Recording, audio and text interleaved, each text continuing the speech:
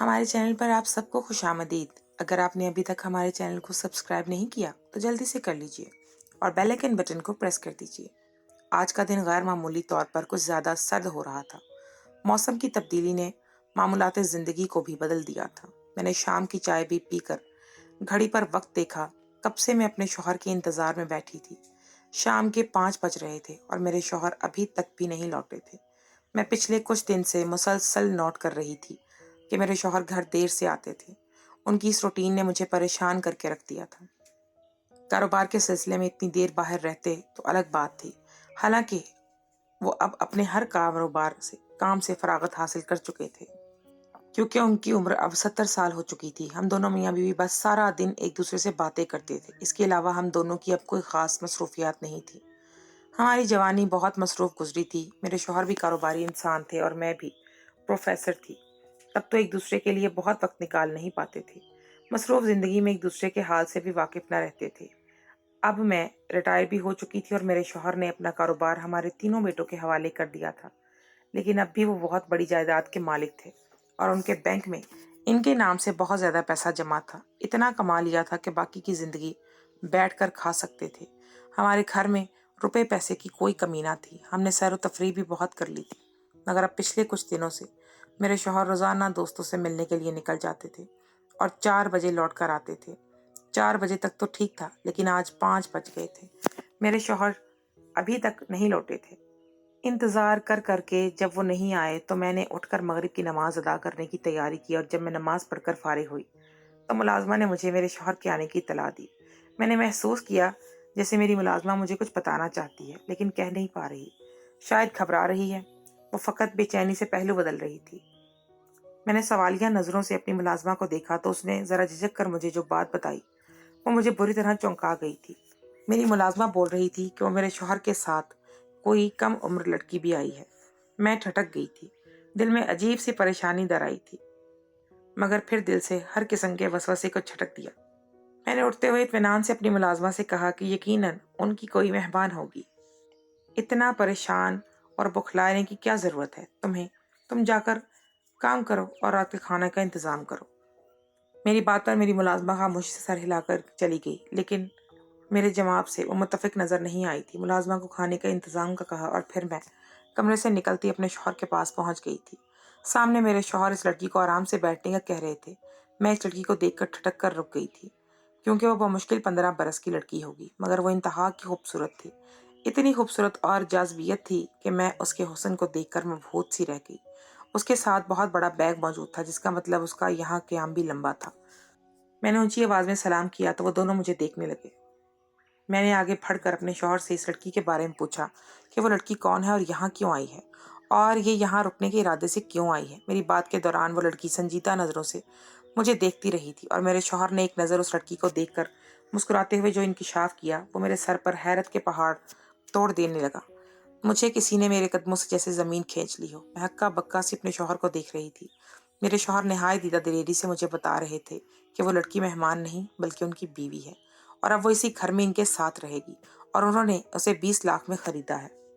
वो लड़की सर झुका गई थी और मैं फटी फटी आंखों से अपने शौहर को देख रही थी। ये क्या हरकत की थी उन्होंने? हमारी 36 साल रफाकत के बाद मेरे शौहर को 15 साल लड़की को बीवी बनाने की क्या सूझी थी? मैंने तो कोई कमी ना छोड़ी थी इनका साथ निभाने में। मेरा गम के मारे बुरा हाल था। औलाद का सुख भी ना दिया था। ऐसा नहीं था कि औलाद की खुशी हासिल करने की गर्ज से उनको खरीद लाए थे। मुझे याद था पिछले कुछ दिनों से मेरे शौहर की दिलचस्पी कम उम्र लड़कियों में बढ़ गई थी। हम चहलकदमी करने जाते तो मेरे शौहर अक्सर जवान लड़कियों को देखते रहते थे। इनका इस तरह जवान लड़कियों को देखना मुझे अजीब लगता था। पहले पहल मुझे लगता था कि वो बेटी समझकर देखते थे बस। हालांकि वो कई बार मुझे कह चुके थे कि जब इंसान बूढ़ा हो जाए तो उसका साथी और ख्याल रखने वाला जवान होना चाहिए। वो खुले अल्फाज में इस बात का इंकशाफ मुझ पर कई बार कर चुके थे, लेकिन मैंने इस बात को तवज्जो नहीं दी थी। मगर मैं सोच भी नहीं सकती थी कि मेरे शौहर जीवन साथी की बात करते थे। मैंने रोते हुए अपने शौहर से कहा कि इस उम्र में जबकि मैं अभी जिंदा हूँ तो शादी करने की क्या ज़रूरत थी। मैंने उन्हें कौन सा सुख नहीं दिया। हमेशा उनसे मुखलिस रही, उनकी औलाद को जन्म दिया, लेकिन उन्होंने दूसरी शादी कर ली और शादी भी इतनी कम उम्र लड़की के साथ की थी। मुझे इस लड़की के लिए भी दुख हो रहा था। इतनी खूबसूरत और जवान लड़की को घर वालों ने उठाकर बूढ़े आदमी को दे दिया था। जाने कैसे लोग थे कि सिर्फ 20 लाख में जवान बेटी दे दी थी। पैसों के लालच में बेचारी मासूम लड़की को एक बेजोड़ रिश्ते में बांध दिया था। मेरे शौहर मेरे नाराज होने पर बड़े सुकून से बोले कि मैंने दूसरी शादी की इसलिए कि मैं बीवी दूसरी रख सकता हूँ, मुझे इस्लाम ने भी इजाजत ये दी है और इस्लाम ने उम्रों के फर्क को भी अहमियत कोई नहीं दी, इसलिए मैंने इस लड़की को अपनी बीवी दूसरी का दर्जा दे दिया। मेरे शौहर को इस मामले में सारा इस्लाम याद था। मैंने रो रो कर अपनी हालत खराब कर ली थी। मुझे शर्मिंदगी थी कि मैं इस अहमियत की हामिल भी नहीं थी कि इतनी लंबी रफाकत के बाद मेरा शौहर मुझसे सिर्फ इजाज़त ही ले लेता। मेरा शौहर शायद इस मामले में इस्लाम का ये हुक्म फरामोश कर चुका था। वो लड़की सर झुकाए खामोश बैठी थी और मेरे शौहर मेरे एहतजाज पर भी मुझे सुकून से जवाब दे रहे थे। वो खुद मुख्तार थे और इन्हें किसी किस्म की मोहताजी ना थी। इन्हें कम उम्र लड़की का शौक हुआ तो पैसों में खरीद ली और निकाह कर लिया। किस कदर आसानी से उन्होंने ये कदम उठा लिया था। मैंने अपने शौहर की डिटाई देखकर खामोशी से अपने बच्चों को कॉल करके सारा मामला बता दिया। मेरी बेटियां और मेरे बेटे शादीशुदा थे और अपने अपने घरों में मुतमईन जिंदगी गुजार रहे थे। हम दोनों मियाँ बीवी ने खुद को जिंदगी के आखिरी साल साथ गुजारने के लिए सबसे अलग कर लिया था, मगर अब मेरे शौहर की इस हरकत ने मेरी रूह तक को जख्मी कर दिया था, बरसों के साथ को शर्मिंदा सा करके रख दिया था। मेरी फोन कॉल पर मेरे बेटे सब बेटियां अलग अगले ही रोज हमारे घर जमा हो गए थे। वो बस इतनी कम उम्र लड़की को अपनी सौतेली माँ के तौर पर देखकर हक्का बक्का सब रह गए थे। उनके लिए भी अपने बाप की यह हरकत चुका देने के लिए काफी थी। उन्होंने अपने बाप को समझाने की कोशिश की कि उनकी इस हरकत से उनकी औलाद को शर्मिंदगी होगी। वो कैसे इस हकीकत को लोगों के सामने कबूल करेंगे। वजह ये थी क्योंकि मेरे सबसे बड़े बेटे का बड़ा बेटा भी अब 13 साल का था। इस लड़की की उम्र देखकर सबको ये भी भूल गए थे कि मेरे शौहर ने शादी कर ली है, बल्कि अलबत् वो उल्टा ये परेशान हो रहे थे कि इनके बाप ने भी शादी की तो इतनी छोटी सी लड़की के साथ। सब औलादों के समझाने और मेरे रोने धोने के बावजूद मेरे शौहर अपनी जिद पर कायम रहे और बोले कि अगर किसी को एतराज है तो अपनी बीवी को लेकर अलग घर में रह ले, मगर अब छोड़ेंगे इसे बिल्कुल भी नहीं, ख्वाह कोई भी कुछ कहे, किसी को बुरा लगे या बहुत बुरा। थक हार कर मेरी औलाद मुझे समझाने लगी कि मैं अपने शौहर को इनकी मर्जी कर लेने दूं। सबका यकीन था कि यह शौक चंद दिन में उतर जाएगा, क्योंकि इनके ख्याल में कम उम्र लड़कियां बूढ़े मर्दों के साथ सारी उम्र नहीं गुजार सकती। इनको यही लग रहा था कि वो लड़की जल्द मेरे शौहर को छोड़कर चली जाएगी, यूं ये सारा मामला खुद ही निमट जाएगा। मुझे परेशान होने की जरूरत नहीं है। मुझे इस बात पर कोई यकीन नहीं था, क्योंकि मैं जानती थी कि लड़की बेची गई है और शक्ल से भी कोई तेज तरार नहीं लग रही थी। अगर वो तेज तरार होती तो यूं सर झुकाकर अपने ऊपर होने वाले इस जुल्म को ना सहती, जबकि वो तो काबिल रहम लग रही थी। वो यकीनन मेरे शौहर के साथ रहती, जिंदगी तक निभा करती। मेरे मगर पास खामोश होने के सिवा कोई चारा नहीं था। लेकिन मैंने अपने शौहर से अकेले में बात करने का कहा और जब मेरे शौहर मेरे पास अकेले आए तो मैं इनके सामने ऐसी शर्त रख दी जिसे सुनकर वो पहले तो चौंक गए, फिर इत्मीनान से सर हिला दिया और मेरी शर्त बासानी मान गए। अपनी इस शर्त के पूरा होने पर मैंने अपने शौहर को शादी की इजाजत दे दी थी। मेरे शौहर यूं मान जाने पर मेरे सब बच्चे हैरान हुए थे और तजस्सुस में मुझसे वजह पूछ भी रहे थे, मगर मैंने किसी को भी कुछ ना बताया था। मेरे सब बच्चे एक रात मेरे पास रुक कर गए ताकि मेरा गम बटा सकें। औलाद होने के नाते वो अपनी माँ की इस परेशानी को बखूबी समझ रहे थे और मेरे शौहर ने अपने इस कम उम्र बीवी को बाकायदा दुल्हन बनवाया था और फिर रुखसत करवाकर अपने कमरे में ले गए थे।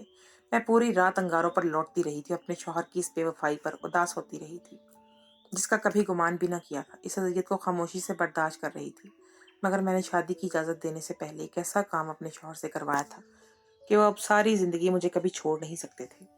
अगली सुबह सर्दी की शिद्दत कम थी। मेरी आंख खुली तो सामने खिड़की से धूप छन छन कर आ रही थी। मैं अपना दर्द करता सर संभाल कर उठ बैठी। सारी रात भी बेचैन सी गुजरी थी। अभी मैं वॉशरूम में जाकर अपना मुंह हाथ धोने का सोच रही थी कि मुझे बाहर से रोने चीखने की आवाजें सुनाई देने लगी थी। मैं ठटक कर उठी और कमरे से बाहर निकली। जैसे ही बाहर निकली, इसी वक्त मेरी मुलाजमा भागती हुई आई और हवास पाख्ता से मुझे देखकर बोली कि बेगम साहिबा, हम सुबह साहब जी को उठाने गए तो नई दुल्हन कमरे के एक कोने में बैठी थी और साहब जी मर चुके थे। साहब जी की मौत वाक़या हो गई है, वो अब नहीं रहे। ये खबर मेरे लिए क़यामत ख़ेज़ थी। मैं पथरा कर रह गई थी। चाहे मेरे शौहर ने शादी की थी, मगर वो मेरे साथ रहते तो शायद गुजारा हो जाता, मगर मेरे शौहर की मौत मेरे लिए बहुत बड़ा सदमा था। यह अनहोनी खबर मेरे रूह को मजीद जख्मों से भर गई थी। मैं सोच भी नहीं सकती थी कि मेरे शौहर यूं इस तरह मुझे हमेशा के लिए छोड़ जाएंगे। दूसरी शादी का दुख ही बहुत बड़ा था, मगर अब की बार तो मेरे सर पर आसमान टूट चुका था। मैं पागलों की तरह भागकर वहां पहुंची तो सामने मेरे शौहर की लाश पड़ी थी। اور میرے سب بچے باپ کے گرد بیٹھے رو رہے تھے۔ میری نظر اس لڑکی پر پڑی تو وہ آج بھی کل کی طرح سر جھکائے کھڑی تھی۔ وہ بے حس و حرکت کھڑی تھی، جیسے وہ اس ساری بات سے پہلے ہی واقف تھی کہ کیا ہونے والا ہے، جیسے یہ بات اس کے لیے نئی تھی۔ نہیں، میں نے روتے ہوئے اس سے سوال کیا کہ کیا کل رات میرے شوہر ٹھیک ٹھاک تھے؟ پھر آخر ایسا کیا ہوا کہ وہ مر گئے؟ وہ لڑکی نظریں چرانے لگی اور میری کسی بات کا کوئی جواب نہ دیا۔ اس لڑکی نے سر اٹھا کر میری طرف دیکھا تک نہیں۔ میرے بچے بھی متوجہ ہو چکے تھے، سب اس لڑکی پر چیخنے لگے اور اس سے سوال کرنے لگے تھے، مگر اس کی لڑکی کی چپ نہیں ٹوٹی تھی۔ وہ بدستور خاموش ہی رہی تھی اور اس معاملے میں وہ بہت مضبوط ثابت ہوئی تھی۔ ہم نے کمرہ بھی چھان مارا مگر ایسا کچھ نہ ملا تھا جس سے میرے شوہر کی موت کی تصدیق ہو سکتی، نہ ہی ان کے جسم پر کچھ ایسا نشان تھا جس سے انہیں نقصان پہنچایا گیا ہو۔ میرے بیٹوں نے پولیس کو بلا لیا۔ پولیس والوں نے تفتیش کے دوران اس لڑکی کے ساتھ بہت سختی سے پیش آنا چاہا۔ میرے شوہر کی لاش اب بھی ہمارے سامنے پڑی تھی۔ میں صدمے سے ایک جگہ ساکت ہوئی بیٹھی تھی اور خود کو یقین دلانے کی کوشش میں تھی کہ میرے شوہر اس جہان فانی سے ہمیشہ کے لیے کوچ کر گئے ہیں اور میری اولاد باپ کی موت کا راز جاننے کے چکر میں پڑ چکی تھی۔ پولیس کو اس لڑکی سے تفتیش کرنے سے کچھ بھی نہیں ملا تھا۔ وہ بھی اس معاملے میں بے بس نظر آئے۔ وہ لڑکی بالکل بھی زبان بند کیے بیٹھی رہی تھی۔ اس کی حالت خراب ہوتی جا رہی تھی۔ تھک کر پولیس والوں نے میرے شوہر کی موت کی سچائی جاننے کے لیے ان کا پوسٹ مارٹم کرانے کا کہا تھا۔ میری اولاد ان کو اجازت دے رہی تھی۔ میری اولاد اپنے باپ کی اچانک موت سے بہت غمزدہ تھی اور اسی لیے وجہ کا پتہ لگانے کے لیے پوسٹ مارٹم کی اجازت دے رہی تھی۔ جب میں نے یہ سب سنا تو اٹھ کر ان کے پاس پہنچی اور بولی کہ تمہارے باپ کی موت ناگہانی ہرگز نہیں ہے، وہ پہلے سے ہی دل کے عارضہ میں مبتلا تھے اور ڈاکٹر بتا چکے تھے وہ کبھی بھی مر سکتے ہیں۔ ان کی کسی بھی وقت موت واقع ہو سکتی ہے اور وہ خود بھی اس بات سے واقف تھے کہ ان کی زندگی کے اب بہت کم دن باقی رہ گئے ہیں۔ یہی وجہ ہے کہ میں نے ان کو دوسری شادی کی خواہش بھی پوری کرنے کی اجازت دے دی تھی۔ میری بات نے میرے سب بچوں کو حیران کر دیا تھا، کیونکہ وہ سب جانتے تھے کہ میں شادی کے لیے بالکل بھی نہیں مان رہی تھی اور ایک طوفان برپا کر رکھا تھا پورے گھر میں۔ صرف ان کی اس دوسری شادی کو لے کر ہی سب وہ واقف تھے کہ ان سب نے بہت مشکلات سے مجھے منایا تھا، مگر پولیس کے سامنے وہ میری بات سے اختلاف نہیں کر پائے اور یوں میں نے اپنے شوہر کا پوسٹ مارٹم ہونے سے روک دیا۔ میں نہیں چاہتی تھی کہ موت کے بعد ان کے جسم کو صرف ایک سچ جاننے کے لیے اتنی اذیت دی جائے۔ حالانکہ اگر موت کے پیچھے کوئی سچائی کھل بھی جاتی تو میرے شوہر اب کبھی واپس نہیں آ سکتے تھے۔ وہ تو ہمیشہ کے لیے ہمیں چھوڑ کر چلے گئے تھے۔ اس لیے ایک وفادار بیوی کے طور پر میں نے ان کی میت کو مزید اذیت سے بچا لیا تھا۔ پولیس خاموشی سے جا چکی تھی اور اس کیس پر مزید کارروائی روک دی گئی تھی اور میرے بیٹے اپنے باپ کی آخری رسومات کا انتظام کرنے لگے۔ غسل اور کفن دفن کے دوران بھی میرے شوہر کے وجود پر ایسا کچھ بھی نہیں ملا تھا جس سے یہ ثابت ہوتا کہ ان کا قتل کیا گیا ہے۔ وہ لڑکی میرے شوہر کے جنازے کے بعد بھی میرے گھر میں ہی رہ رہی تھی اور اسے کسی نے کچھ نہیں کہا تھا، کیونکہ میں نے اپنے شوہر کی موت کی جو وجہ سب کو بتائی تھی، سب نے اسی بات کو سچ مان لیا تھا۔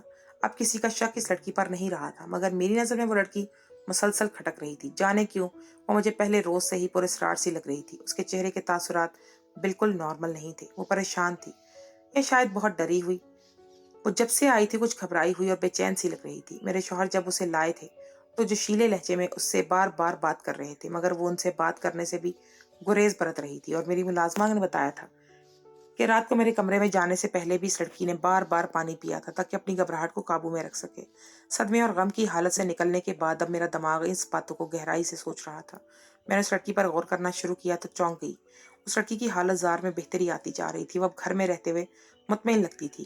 پہلے جیسی گھبراہٹ اور بے چینی اس کے چہرے سے یکسر غائب ہو چکی تھی۔ اس کا کھانا پینا اور اٹھنا بیٹھنا ایسے تھا جیسے وہی ہے اس سب کی مالکن۔ وہ مجھے سامنا ہونے پر وہ کترا کر نکل جاتی تھی، کوئی بات نہ کرتی تھی۔ میں نے ایک روز اس لڑکی کا بلوا کر اپنے سامنے بٹھایا اور اسے غور سے دیکھتے ہوئے یکدم براہ راست سوال کر دیا اور اس سے کہا کہ تم نے میرے شوہر کو کیوں مارا؟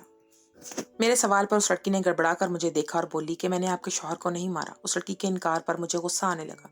وہ کیسے فوراً سے انکار کرنا شروع ہو گئی، حالانکہ مجھے پورا یقین تھا کہ میرے شوہر کی موت کے پیچھے اس لڑکی کا ہاتھ تھا، مگر میرے اٹل لہجے میں سوال کیے پر بھی وہ اپنی بات پر قائم رہی تھی۔ میں نے غصے سے کہا کہ میرے شوہر کی کوئی ایسی بیماری نہ تھی، ویسے تو موت اللہ کے ہاتھ میں ہے، مگر پھر بھی مجھے یقین ہے میرے شوہر کو طبعی موت نہیں آئی۔ میری بات پر وہ لڑکی خاموشی سے سر جھکا گئی اور جواب میں کچھ نہ کہا، جس کا مطلب تھا کہ میں ٹھیک سوچ رہی تھی۔ مجھے اس لڑکی پر اب شدید غصہ آنے لگا تھا۔ پھر یکدم میں کسی خیال کے تحت چونکی۔ میں نے اس لڑکی سے سوال کیا کہ کیا پہلی رات تمہارے کمرے میں کوئی اور آیا تھا؟ کیا میرے شوہر کو اس نے نہیں بلکہ کسی اور نے مارا تھا؟ इस पर वो लड़की नफ़ी में सर हिला गई और बोली कि कमरे में कोई तीसरा नहीं आया था। मेरा दिमाग घूमने लगा था। वो लड़की हर बार सच बोल रही थी। वो चाहती तो झूठ भी बोल देती कि हाँ, किसी और ने मेरे शौहर को मारा था। इससे इस लड़की की जान भी छूट जाती, मगर वो बिल्कुल भी नहीं मुकर रही थी। वो इतनी सफाई से सच की तायीद कर रही थी कि उसका रवैया देखकर मैं खुद उलझ सी गई थी। उसका सच मुझे उलझा कर रख चुका था। आखिर हकीकत क्या थी? कोई तीसरा नहीं आया तो फिर मेरे शौहर को आखिर किसने मारा? मैंने गुस्से से उस लड़की को कहा कि मैं जानती हूँ तुमने दौलत के लालच में मेरे शौहर से शादी की थी और उसे तुमने ही मारा है। साथ में मैंने उसे ये भी बराबर कराया कि मेरे शौहर की सारी जायदाद पर मेरा हक है, और अगर इस लालच में वो आई है तो उसे कुछ भी नहीं मिलने वाला। शायद वो लड़की सच नहीं जानती थी, मगर अपने शौहर को शादी की इजाज़त देने से पहले मैंने जो शर्त रखी थी उसके मुताबिक मेरे शौहर ने अपनी जायदाद का एक एक टका मेरे नाम कर दिया था। मैं अब अपने शौहर की पूरी जायदाद की मालिक थी, उम्र भर की रफाकत का। मेरे शौहर ने मुझे कम से कम यही अच्छा सिला दिया था कि मेरी ये शर्त फौरी मान ली थी, जिससे मुझे यकीन हो गया था कि वो वाकई मुझसे खुद से अलग करने का बिल्कुल भी नहीं सोच रहे थे। मैंने कुछ सोचकर जायदाद वाली बात इस लड़की के सामने रखी थी, पर मेरी बात ने इस लड़की पर चौंका भी नहीं दिया था। वो बोली कि मैं सिर्फ यहाँ अपने मरहूम शौहर की बेवा के तौर पर रह रही हूँ, और मुझे आपसे बस इतनी उम्मीद है कि मुझे यहाँ से नहीं निकालेंगी आप। बाकी मुझे कुछ चाहिए भी नहीं। मैं हैरान रह गई थी, इस लड़की को वाकई कोई लालच न था। वो किसी से मिलती मिलाती भी नहीं थी। इस जैसी जवान लड़की अपने मुस्तकबिल का कोई फैसला भी नहीं कर सकती थी, मगर वो ऐसे रह रही थी जैसे उम्र गुजार चुकी हो और अब मजीद कोई ख्वाहिश ना हो, किसी शय की ना न किसी रिश्ते की ही। मुझे उस पुरअसरार लड़की से एक अजीब सा खौफ महसूस होने लगा था। मैंने उस लड़की को अपने घर में रहने की इजाज़त दे दी। वो बेज़रर थी और इससे मुझे कोई खतरा भी नहीं था, मगर एक रोज़ नाश्ते की मेज़ पर एक अजीब सी बात हुई थी जिसने मुझे मज़ीद चौंका दिया था। हम दोनों नाश्ता कर रही थी कि इस लड़की का हाथ फ्रूट काटते हुए ज़ख्मी हो गया। वो ऐसे घबराई जैसे इसको मौत नज़र आ गई हो। वो खौफज़दा नज़रों से अपनी उंगली पर लगे नहायत छोटे से कट को देख रही थी। मुझे लगा वो खून से डरती है, इसलिए मैंने आगे बढ़कर टिश्यू से उसका खून साफ करना चाहा तो उसने चीख कर मुझे दूर रहने का कहा। मैं ठटक गई थी। वो लड़की किसी और को अपने करीब नहीं आने दे रही थी। हालांकि आज से पहले उसने ऐसा रवैया कभी नहीं दिखाया था। उसके हाथ पूरी तरह लरज रहे थे और वो पागलों की तरह इस तेज धार चाकू को अपने उंगली पर लगे खून को साफ करने लगी। उसने अपने सामने मौजूद टेबल का हिस्सा और हर बर्तन धो डाला था। मैं हैरत से उस लड़की को देख रही थी कि इसकी अगली हरकत पर मुझे झटका लगा। उसने वो सब इस्तेमाल शुदा टिश्यू फेंकने की बजाय एक शॉपर में डाल ले और अपने कमरे में ले गई। मैं मुंह खोले इस लड़की की हरकत देख रही थी। उसने वो चाकू भी अपने पास रख लिया था। मैं इसकी इन हरकतों का मतलब समझने की कोशिश कर रही थी, लेकिन मैं इस मामले को हल करने में मुसलसल नाकाम रही। फिर जितने भी दिन उसका वो जूठा छोटा सा जख्म मुकम्मल तौर पर ठीक नहीं हो गया, उसने कमरे से बाहर आना छोड़ दिया था। एक रोज मैं लॉन में चहलकदमी करने लगी थी कि मैं उस लड़की को 2 दिन बाद कमरे से निकलता देखा। वो अपने कमरे से निकलकर घर के पिछले हिस्सा में जा रही थी। मैंने तजस्सुस के मारे उसका पीछा किया तो वो एक किनारे पर जाकर रुक गई। उसने जमीन पर कुछ रखा और फिर आग लगा दी। मैं हैरत से आगे बढ़ी और उस लड़की को पुकारा। वो मुझे देखकर घबरा गई और उस आग को छुपाने की कोशिश करने लगी। मैंने जबरदस्ती उसको हटाकर जब देखा तो मुझे हैरत का जोरदार झटका लगा था। वो लड़की अपने खून से भरे वही टिश्यू जला रही थी, हत्ता कि इस आग में चाकू भी मौजूद था। मैंने हैरत से उस लड़की को देखा। मुझे लगा वो दिमागी मरीज है जो ऐसी हरकतें कर रही है। वो उस पे आदत सर झुकाए खड़ी हुई थी। मैं अब इससे साफ साफ बात करना चाहती थी। मैंने संजीदगी से उसे अपने पीछे आने का कहा और खुद जाकर अंदर बैठ गई। वो लड़की आकर बैठी तो मैंने तमहीद बांधे बगैर उसे देखकर संजीदगी से सवाल किया कि वो ये सब क्यों करती है। हाथ का जख्मी होना या खून आना एक आम सी बात थी, तो उसने इतना शदीद रद्द अमल क्यों दिया। मेरे सवालात पर वो लड़की गहरा सांस भरकर बोली कि मैं अपनी सच्चाई बताना नहीं चाहती, क्योंकि मुझे खौफ था कि मुझे यहाँ से निकाल दिया जाएगा, मगर अब शायद मैं मजीद अपना आप नहीं छुपा सकती थी। फिर वो लड़की मजीद बोली और उसने जो सच्चाई बताई वो मेरे होश उड़ा गई थी। उसने बताया कि मुझे कुदरती तौर पर एड्स की बीमारी है। मेरे माँ बाप भी मेरी वजह से मर गए, क्योंकि मैं अपनी बीमारी से ना वाकिफ थी, और मेरे नाखून से लगने वाले जख्मों से वो दोनों आगे पीछे मर गए। मेरी वजह से वो अब भी नींद सो गए। मेरा खून भी नुकसानदेह है। मेरी फुप्पो को जब ये पता चला सब, तो उन्होंने मुझे तो कारोबार का जरिया बना लिया। वो मुझे महंगे दामों किसी न किसी अमीर बूढ़े को बेच देती थी और मुझे ताकीद करती थी कि अपनी हिफाजत के लिए मैं इन्हें बस हल्का सा जख्मी कर दूं, वो मेरे जख्म की वजह से ही मर जाएंगे। आपका शौहर भी इन मर्दों में से एक था। मेरी फुप्पो ने 20 लाख ले लिया और मुझे इसके हवाले कर दिया था। मैं इस जिंदगी से तंग आ चुकी हूँ। मेरा कोई कसूर नहीं है। मेरे करीब आने वाले मर्द इस बीमारी की वजह से ही मर जाते हैं। इस बार भी ऐसा ही हुआ था। मैं ये सब सुनकर शॉक्ड रह गई थी। खूबसूरती पर पागल होने वाले मर्द ये भी नहीं जानते थे कि इस लड़की को इतनी खतरनाक बीमारी थी जो इन्हें मौत जैसी तकलीफ तक पहुंचा सकती थी। मेरा शौहर भी अपने शौक में अपनी जान गंवा बैठा था। मुझे इस लड़की पर तरस आया था। वो वाकई बेकसूर थी। मैंने इस लड़की को अपने पास रख लिया ताकि इसे मजीद किसी की मौत की वजह न बनना पड़े।